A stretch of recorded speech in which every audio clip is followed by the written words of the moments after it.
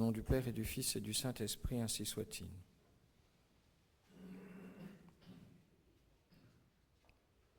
Les paroles de l'épître d'aujourd'hui, mes bien chers frères, nous vont droit au cœur. N'ayez de dot envers personne, si ce n'est d'aimer. Vous ne devez rien à personne, sinon de vous aimer mutuellement. L'appel à la charité fraternelle, présenté comme une créance de ce que nous devons aimer et comme une dette de nous-mêmes, comme si la charité relevait de la justice. Elle n'en relève point, mais la force de ces paroles nous rappelle l'obligation du commandement. Il n'y a pas à se défiler. Il faudrait que nous, chrétiens, tranchions par notre charité fraternelle sur le reste de l'humanité. Il faudrait. Cela se fait-il et dans quelle mesure? Mais à tous nous est donnée cette injonction. Que faire pour aimer le prochain? Que faire pour être des âmes bonnes? On distingue, en général, ce sera la petite page doctrinale, les préceptes de charité illicites et ceux impérés, que ces deux termes techniques ne vous effraient point, mes bien chers frères. Ils signifient seulement qu'il y a des actes de charité qui sont de charité quant à leur objet, par leur nature, et d'autres qui sont, eux, impérés, qui ne relèvent pas en eux-mêmes de la charité, mais qui sont des signes, souvent, de la charité, et que nous devons accomplir par charité. Les premiers, il n'y en a pas 36, ce sont les moins nombreux, ce sont pourtant les plus grands. Apporter l'Évangile au prochain, lui donner l'exemple d'une vie chrétienne et prier pour lui. Tout cela est formellement, véritablement surnaturel. Ce sont les actes illicites de charité. Mais il y a tellement, légion sont-ils, d'actes qui ne relèvent pas vraiment de la charité, mais qu'il nous faut accomplir avec une intention de charité surnaturelle, c'est-à-dire d'amour de Jésus-Christ et d'amour du prochain pour Jésus-Christ. Ils sont légion. Soigner les malades, aider dans le besoin. Et la preuve qu'ils ne sont pas illicites, c'est-à-dire en eux-mêmes surnaturels, c'est qu'il y a bien des gens qui ne sont pas chrétiens et qui les font. Passons en revue rapidement les uns et les autres. Nous ne pourrions pas, ni en une homélie, ni en 5, ni en 10, ni en 20, couvrir tous les préceptes de la charité qui nous suffisent d'en avoir quelques-uns à la mémoire pour les jours qui viennent. Et d'abord, les actes illicites. Retenons celui de la prière. Est-ce que nous prions vraiment pour les âmes que nous rencontrons, pour nos prochains, pour ceux que nous voyons dans la rue, pour ceux qui souvent suscitent chez nous un mouvement de désapprobation, un mouvement d'humeur, toutes ces personnes qui se sont invitées en particulier chez nous et que nous voyons bien souvent, probablement, pas toujours, éloignées de la foi. Est-ce que nous prierons pour celui-là qui est en face de moi dans le bus, pour celui-là qui est à côté de moi dans le métro, pour celle-là qui, sur le trottoir, marche ou fait la manche, pour ces personnes que je croise dans le supermarché? Est-ce que parfois, je ne serait-ce qu'un mouvement surnaturel de mon âme? Seigneur, ayez pitié d'eux, eux aussi. On méritait que votre sang coule afin de leur ouvrir le ciel. Et il y a aussi, bien sûr, l'exemple de la vie chrétienne, aller à la messe, être vu. Aller à la messe est un acte de charité. Et puis, prêcher l'Évangile, amener d'autres à la Sainte Messe, comme tant de vous. Et c'est une grande joie pour le prêtre. Ils songent et le font. Et puis venons-en à cette légion, à cette multitude d'actes dits impérés. On n'aurait que l'embarras du choix. Et d'abord, est-ce que nous évitons, mes bien chers frères, le plus possible de faire du mal au prochain ? Faire du mal au prochain devrait nous faire souffrir. D'avoir fait du mal au prochain, de le considérer, de nous en souvenir, devrait comme faire une plaie dans notre âme. Faire du mal au prochain devrait nous faire du mal. Est-ce que nous avons mal quand nous faisons du mal au prochain ? Du mal fort quand c'est un mal fort. Du mal doux quand c'est un mal doux, car jamais il ne faut rien exagérer. Ne pas blesser son corps, ne pas le frapper injustement. L'homme doit protéger la femme. Et ce n'est pas parce que le monde autour de nous fait une soupe quotidienne de la protection des femmes que nous pourrions renchérir dans l'autre sens. Le frère ne frappe pas sa sœur. Le mari ne frappe pas sa femme. Ce sont là des choses sales, des choses honteuses, des comportements lâches. L'homme est celui qui protège, qui couvre de son corps la malice du monde qui pourrait s'abattre sur le sexe dit faible.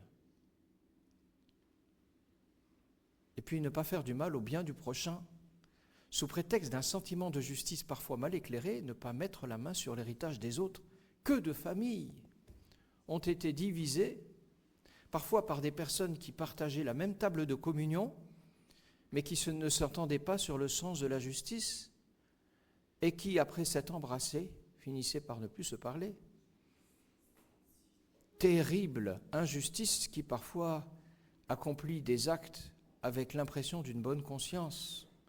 Imprudence de ceux qui ne recourent pas aux prêtres et à ceux qui peuvent les aider à juger quand ils foncent dans des directions qui leur paraissent justes et font souffrir injustement leurs frères, leurs sœurs. Ne pas faire du mal par les paroles. Est-ce que nos paroles sont douces ?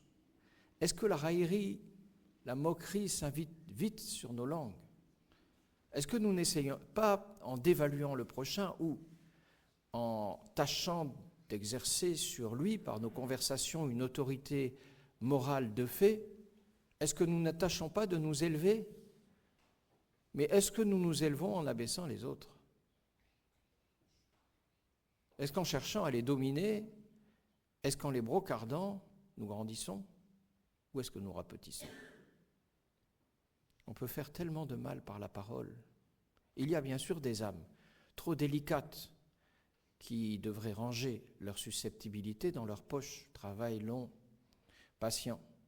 Mais ce n'est pas parce que certaines âmes sont susceptibles qu'il nous est permis de frapper, de toucher leur susceptibilité.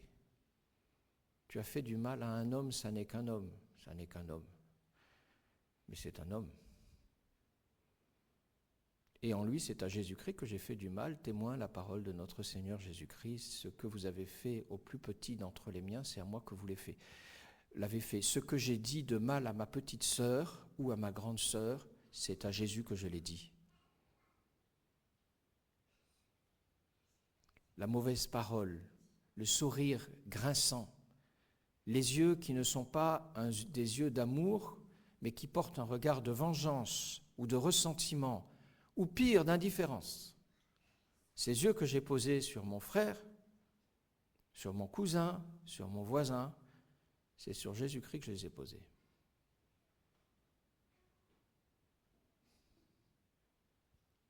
Et puis, le support des défauts, longue route de la charité. Nous avons souvent bien plus de soin que les autres soient parfaits que nous ne le soyons nous-mêmes. La Rochefoucauld aurait pu décliner de longues pages sur ce chapitre. Comme nous avons du mal à accepter le défaut du prochain, accepte-le, ce défaut. Accepte-le. Mais il me fait souffrir, mais c'est celui que je déteste le plus. Mais crois-tu que sur la terre, tes croix doivent être cherchées ailleurs ? N'invente pas des cilices, n'imagine pas des pèlerinages sur les genoux. Elle est là, la croix. Le bon Dieu se débrouillera toujours pour te mettre quelqu'un, un voisin, un collègue de travail, un supérieur de travail, surtout sur les supérieurs. Mais si nous étions à leur place, comme nous serions contents que nos employés soient plus cléments que nous ne le sommes envers eux. Oui, j'ai du mal avec son défaut, avec tel ou tel défaut. Accepte ce défaut. Alors je l'accepte. Maintenant, acceptons un deuxième. Peut-être un deuxième. Et un troisième. Attends, il y en a 20 à côté. Comment 20 ? Toi, tu en as combien ? Oui, c'est vrai. Supporter les défauts à l'intérieur de la famille comme hors de la famille. Il y a des âmes qui sont fort charitables en dehors de leur famille, mais pas suffisamment à l'intérieur. Et il y en a d'autres qui sont très charitables dans la famille, mais jamais à l'extérieur.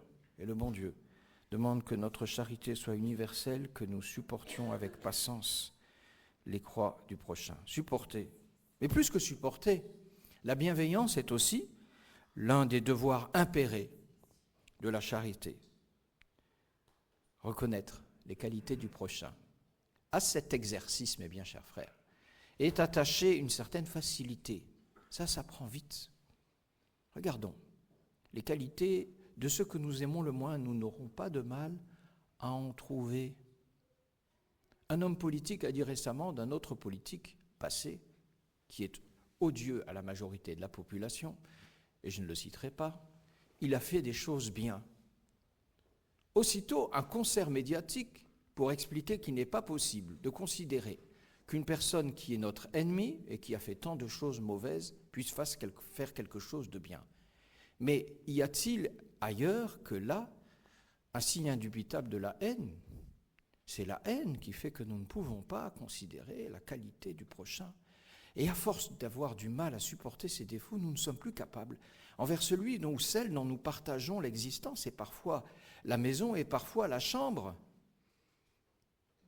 nous ne sommes plus capables de voir tout ce que le bon Dieu a mis en lui ou en elle de bon. Et pourtant, il y en a tellement. Et si nous ne sommes plus capables de le voir, alors nous ne sommes plus capables de voir Jésus-Christ en eux. Saint Jean Bermans, après être mort, on a ouvert ses affaires, on a trouvé un cahier sur lequel il avait écrit le nom des novices qui suivaient le noviciat en même temps que lui. Et il y avait le prénom de chaque novice, et en face de chaque novice, la qualité qui avait marqué le plus le vénérable Jean. Pierre, quelle piété. François, joie perpétuelle. Marc, toujours à nous servir. Jean, austère, ascète et détaché. Et ainsi de suite.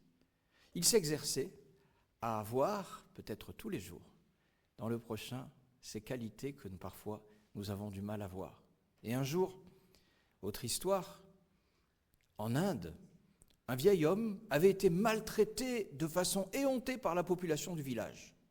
Il avait laissé presque mort aux portes du village. Et un missionnaire alla le voir, se chargea de lui pendant des jours entiers, le lavant, le soignant, alors qu'il ne le connaissait ni d'Ève ni d'Adam. Et le vieil homme de dire au missionnaire, « Mais pourquoi prends-tu soin de moi ainsi, moi qui ne te connais pas et toi qui ne me connais point ?» Le missionnaire lui dit, « Tu veux que je sache pourquoi je t'ai ramassé sur le chemin, tout blessé, tout sale, tout frappé ? Tu veux que je te le dise ? Oui, dis-le-moi. C'est parce que tu m'as rappelé mon Dieu. Tu m'as rappelé mon Dieu. »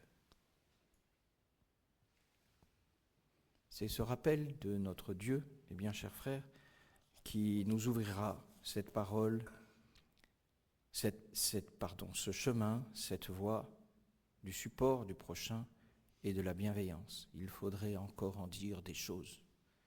Et sur le service, et sur le dévouement.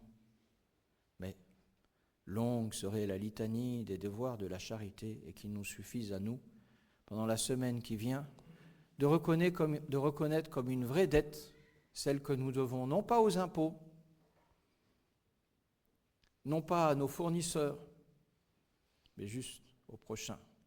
N'ayez de dette envers personne, mais soyez de ceux qui aiment. Aimez-vous. des uns et des autres. C'est tellement vieux, tellement ressassé, tellement répété, mais parfois, peut-être, encore un peu éloigné. Au nom du Père et du Fils et du Saint-Esprit, ainsi soit-il.